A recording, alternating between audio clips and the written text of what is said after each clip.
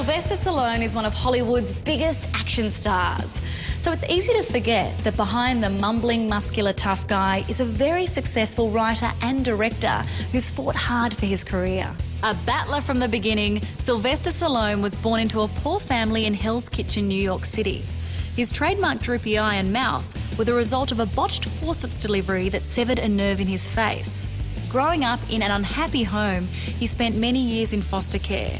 A poor student, in his teens he funneled his aggression into bodybuilding, following some interesting advice from his dad, who told him, "You weren't born with much of a brain, so you better develop your body." And he was right.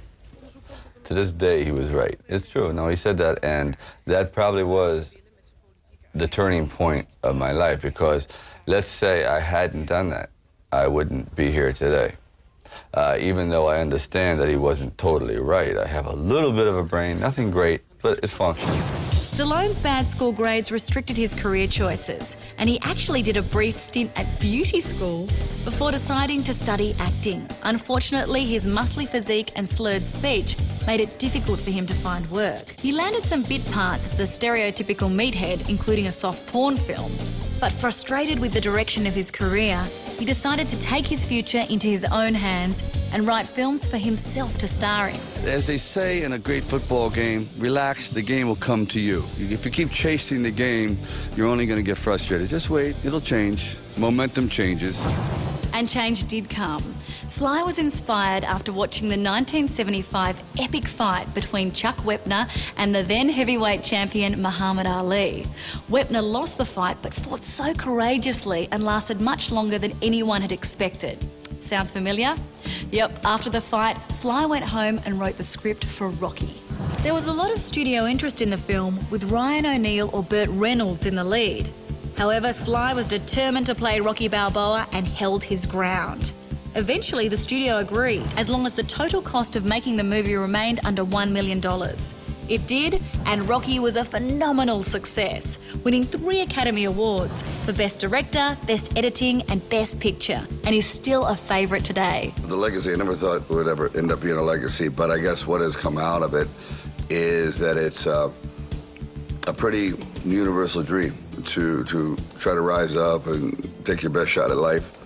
And you may not totally be successful, but at least you've had the chance, you've had the opportunity. And I think that's the biggest frustration a lot of people have in their own lives, is never getting the shot. The boxing match between Sly and Carl Weathers in the film was mesmerising and more realistic than audiences had seen before. Stallone methodically scripted the entire fight, and he and Weathers rehearsed for over 35 hours to get it right. Now that's dedication. The choreography was something that hadn't really been developed. And what we wanted to do, and we did in the other Rockies, is sustain the action so that literally you could run the camera the entire round and you would have a fight that would hold up on its own without necessarily cutting away because you just ran out of punches. So that took a lot of time, and that was something in my naivete, I couldn't believe had never been done before, but it hadn't. So that's one of the reasons I think Carl Weathers and I worked well together, is because we had so many hours in the ring just throwing at one another that we come within a hair of destruction. A huge hit, Rocky spawned a massive 6 sequels. Audiences around the world connected with the underdog's inspirational determination.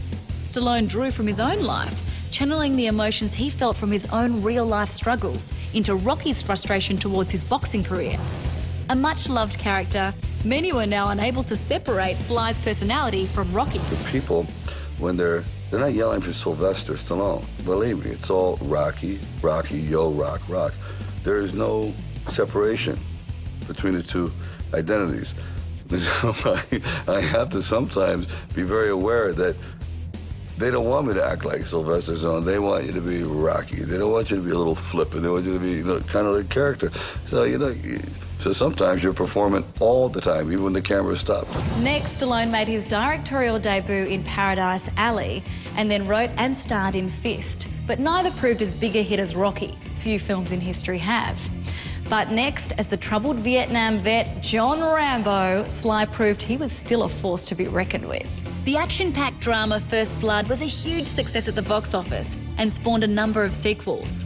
While he'd found his niche as an action star, Sly continued to be involved behind the scenes, writing and directing. And it's not always fun and games. Creative differences on the set of Rambo 3 led to some crew being replaced during production. Well, there was a certain pacing, the lack of preparedness. When we planned to make a certain movie, we had a year and a half of preparation. Then when we got here, the plan went out the window, and it started becoming less serious. And I believe it's a very serious movie, so I thought, unless we can get our philosophies together, then we're making 3 different movies here. So it took a while, but now everything is right where it should be. Because I want this movie, whether it succeeds or fails, I want it to be honest. Many disapproved of Rambo, not only because of his political beliefs, but also because of his violence. The high body count of Rambo 3 led it to be listed in the Guinness Book of Records as the most violent film ever made, with 221 acts of violence. I think violence in war films, there's violence in if we look at a lot of the hit films, like Die Hard, a lot of violence, It all depends if it's too real, they don't like it. But if you see something that's kind of humorous or not almost tongue-in-cheek, there's a little joke now and then. You kill a man, you say a joke. Oh, then it's not bad. But if you're too serious, you go, oh. Stallone may be one of Hollywood's most successful action stars, but he's not convinced that violence on the big screen translates to violence on our streets. We tend to push a lot of blame for inadequacies and failures in certain political systems on the most obvious. Oh yes, these films are wrecking our society. Excuse me? Those films are a reflection of society. So society was wrecked before the films got there. We're just having to make movies about it, okay? So if you really want to get down to it, they should turn their own eyes and look at the lawmakers. That's where the problem is, you see? Not us. We're just out there trying to make a living. Determined to prove there was more to him than Rocky and Rambo, Sly starred in Tango and Cash, Cliffhanger, Demolition Man, and Judge Dredd. Eager to show his skills outside of the action realm, he earned critical acclaim for his soulful performance in the drama Copland. I realize that the die has been cast for me. I know who I am, and I know the way, at least I'm starting to become aware of how I'm perceived, and to ever change that would be an impossibility and just wouldn't happen.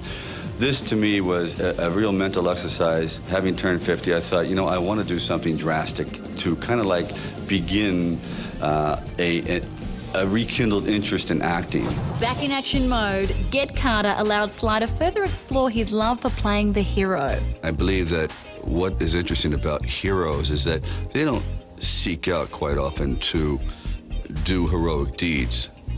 They're placed in front of you, and you have that choice how you respond, and you have to be very, very responsible for your actions. And do you respond in a heroic fashion? And to me, heroism is the most noble form of it, is when you are laying your life on the line, not for yourself, but for a higher ideal. In 2006, Stallone's career came full circle literally when he had to fight to convince studios to let him make Rocky Balboa. It was harder than doing the first one, because times have changed so much, and the audience have changed, and the whole financial structures of making movies have changed, that this is the last thing they wanted to make. So I think the actual quote, believe it or not, from the studio head was, "Over our dead bodies." But convincing the studios wasn't the hardest part. Sly had to get himself into shape to play Rocky. And now 60 years old, it required a different approach than he'd taken 30 years before. Everything in there, like, nothing works. Legs don't work, neck hurts, arthritis here. So I tried to also use symbolically, as we get older, there's no reason that we just have to change what we're doing. We can't do what we did when we were young, but we still can find other things to do. So Rocky now says, okay, what I don't have in speed, I want to make up, and power. I want to go a whole different route, which is what I do for real, too. So after revisiting Rocky, it was inevitable that Rambo would also get another go. And for Stallone, there are a couple of vital ingredients that every action film needs. It's simple. Ready? Heart, energy, humor. But I forgot the humor in Rambo, but heart and energy. As star, writer and director of The Expendables, Sly used his pool to gather some of the biggest action stars to play a team of mercenaries. And he's realised that audiences prefer to see him in action flicks. I don't know. See, I've done my mind movies, and probably I don't think people are really that interested in seeing me do that anymore. I think I'm past my prime and doing kind of like dramatic films. I think it becomes maybe kind of like almost a pathetic cry out to be recognized as a serious dramaturge. Gone. I did my little moment. Like, I'm very proud of the drama in Rocky Balboa. It's about as deep as I can go, Copland. So I would much rather just direct dramas. So given all his action experience, what's the secret to becoming an action hero? In 30 years, like 6 really good ones. And it's a certain rapport with the audience. It has nothing to do with real big muscles, looks. It's just that you believe what you see. And that guy isn't bigger than the show. You know, he's a man that's always a little bit less than the villain, always a little bit behind the 8 ball, so you root him on. That's it. For over 30 years, Sylvester Stallone has been kicking butt on the big screen, while behind the scenes, he's forged a successful career as a writer and director.